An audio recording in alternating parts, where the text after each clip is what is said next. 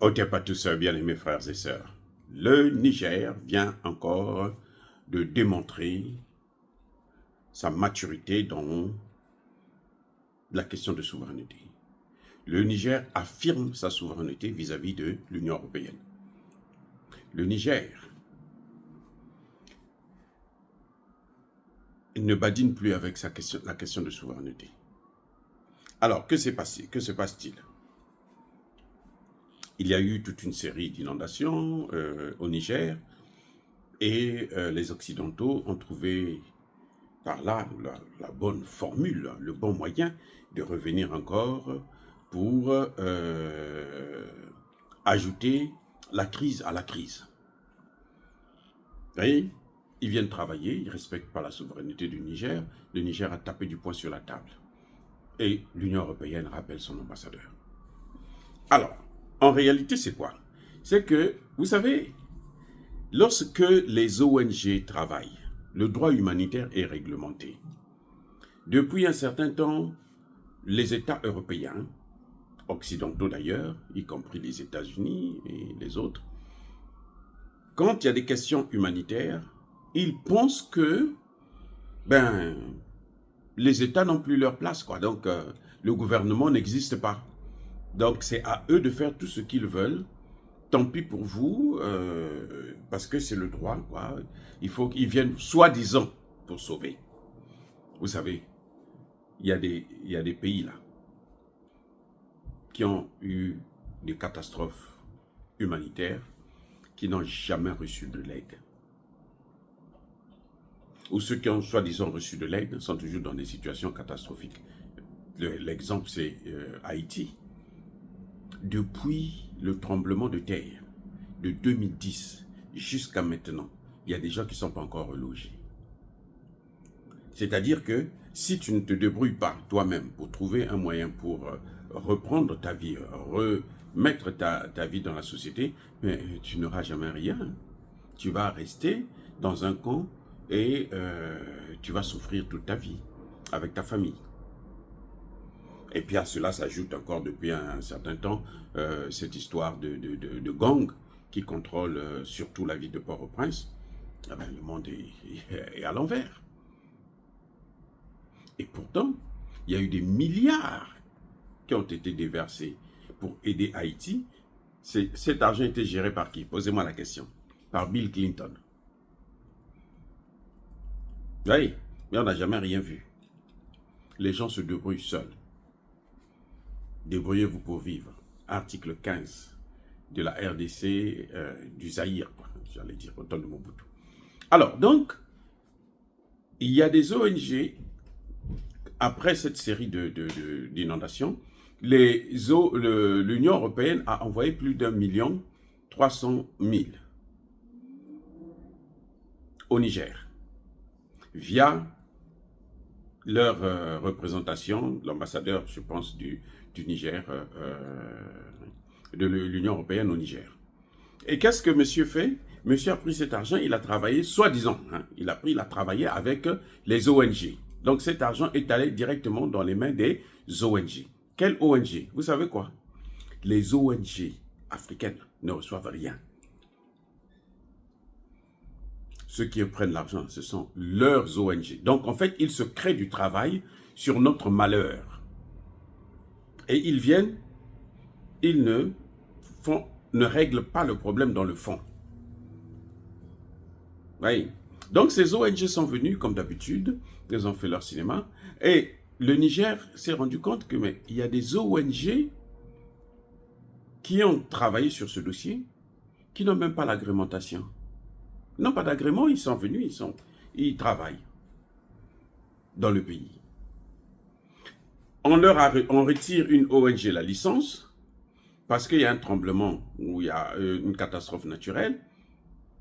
Cette ONG revient et se fout du gouvernement et se met à travailler dans le pays. Ça n'a aucun sens, les gars.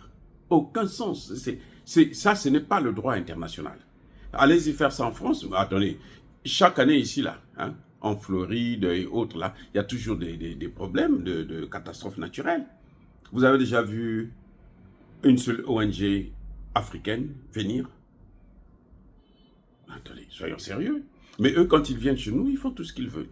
Or, depuis un certain temps, dans les pays que nous connaissons, les pays du Sahel, on a constaté, et ça c'est un fait avéré, que les ONG, en fait, ce sont eux qui alimentent le terreau-terreau. Donc, ils financent, ils donnent des moyens, ils donnent des informations aux pays occidentaux, ainsi de suite, pour continuer à maintenir ce fléau dans nos pays. Et donc, le gouvernement a besoin de savoir, et ce n'est pas interdit.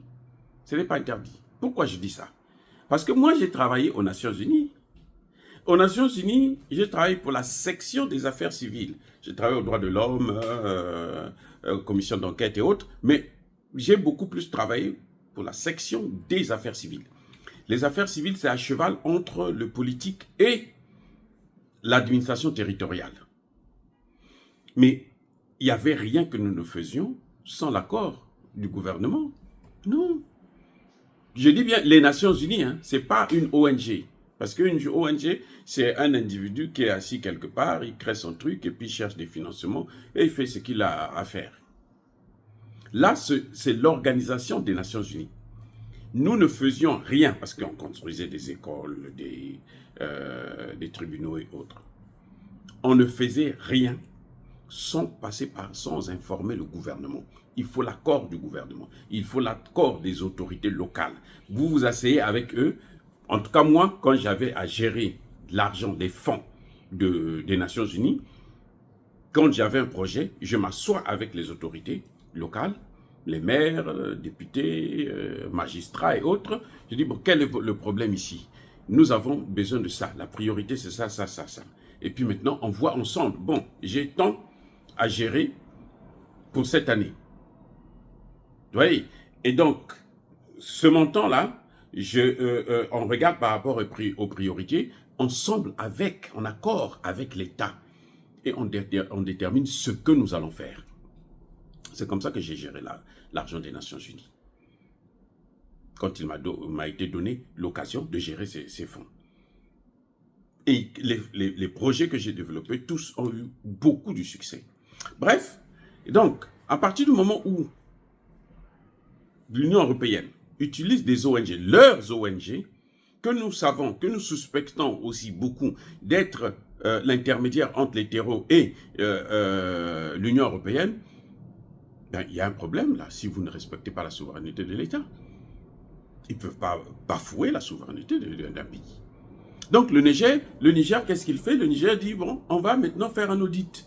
On va savoir comment vous avez dépensé cet argent. Aïe, le Niger a soulevé un problème. Ah, là, c'est grave. Non, non, non, non. Vous ne devez pas compter. Bien sûr, nous, on veut savoir comment vous avez géré cet argent, à qui vous avez donné et qu'est-ce que la personne a fait.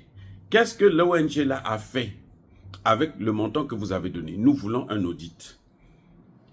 L'Union européenne rappelle son ambassadeur parce qu'ils ne veulent pas connaître la vérité. Parce qu'ils savent qu'ils sont dans du faux. C'est à travers ce genre de situation-là qu'ils en profitent encore pour relancer les terreaux, pour financer, recruter. Eh oui, les gars, c'est ça. Il n'y a pas de raison. Le gouvernement dit, ok, nous, c'est votre argent. Nous, on ne vous a pas demandé où. Vous-même, vous êtes venus. Vous voulez nous aider. Très bien. Nous, on a besoin d'aide aussi. Mais nous, on veut savoir quand même qu'est-ce que vous avez fait de cet argent. Quelles sont les personnes que vous avez aidées? Est-ce que vous leur avez acheté, à manger, vous avez construit des maisons, vous avez ceci, vous avez cela? On veut savoir. Quand ils arrivent là, nous on dit en congolais, Ngwanzin. C'est-à-dire tu es bloqué quoi. Et pour embrouiller la situation, ils appellent leur ambassadeur. C'est trop tard, nous on connaît déjà la vérité. Bravo, encore une fois de plus, au gouvernement du Niger. Bravo, c'est très bien. Soyez bénis, abondamment bénis par le Dieu de Kémite et par nos ancêtres angélisés.